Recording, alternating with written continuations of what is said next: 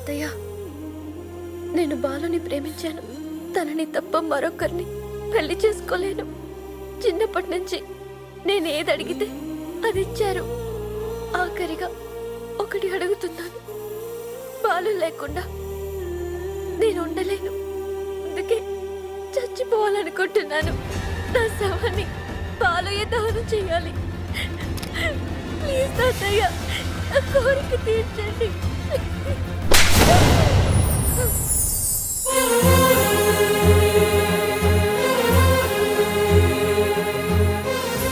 చచ్చిపోతావా? అలా పోయేదాన్ని నాలో ఎందుకే ప్రేమ పుట్టించావు? ప్రేమ మీద నమ్మకం కలగడానికి నాకు ఎంతకాలం పట్టిందే? నాకు నువ్వు కావాలి. నీ ప్రేమ కావాలి. I love you Anjali, I love you.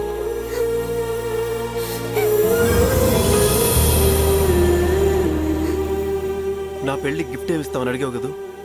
Life long నాతో కలిసి ఉండే గిఫ్ట్ ఇవ్వాలనుకుంటున్నాను. రేపే మన ప్రేమకు పెళ్లి.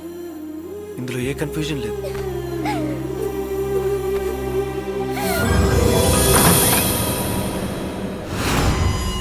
అంకిల్,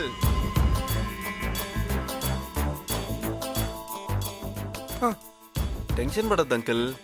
అంజలి మూడీగా ఉంటే ధైర్యం చెప్పొస్తున్నా. Thank you thank you. Uncle uncle, మీతో ఒక 10 నిమిషాలు మాట్లాడాలి. చెప్పు. కొంచెం పర్సనల్. పర్వాలేదు, చెప్పు. చదించు. నీ కర్మ. వాట్? వాటర్. ఏంటో త్వరగా చెప్పు, నాకు చాలా పనులు ఉన్నాయి.